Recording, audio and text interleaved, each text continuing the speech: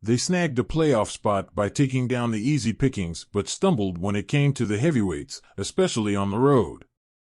From their 3-score wild-card round defeat against the Kansas City Chiefs, the Dolphins managed a lackluster 1-6 record against playoff-caliber teams in 2023, while boasting an impressive 10-1 record against the rest of the competition.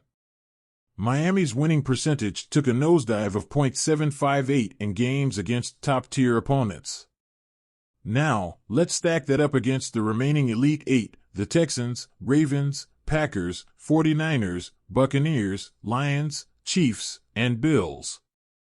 Their winning percentage against playoff contenders, .529, held much closer to their mark against non-playoff teams, .702.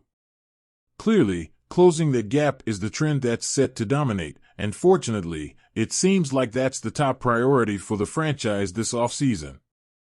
Dolphins coach Mike McDaniel, speaking candidly on Monday, said, "I think we talk all season about progressing to be your best, and we weren't.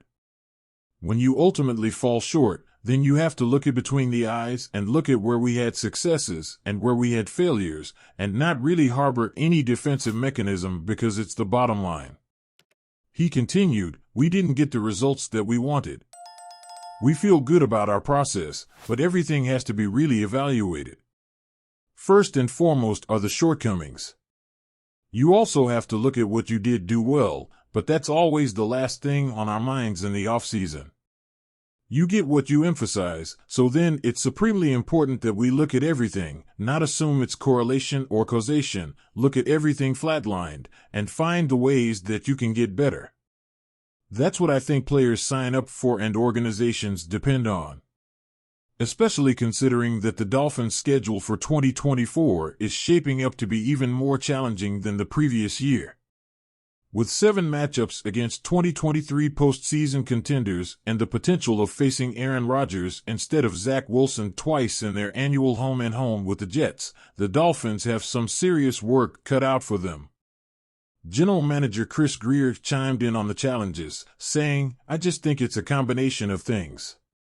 We've played some good football teams, and a majority of the games were fairly close late in the game, and for various reasons, we weren't able to pull it out and win it.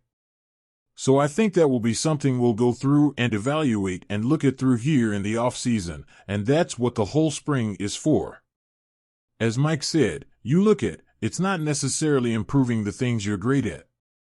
It's working at the things that we had struggled with or would like to finish better, Grier concluded. The Dolphins have their work cut out for them, and the offseason promises to be a period of intense evaluation and strategic planning as they aim to bridge the gap and come back stronger in 2024.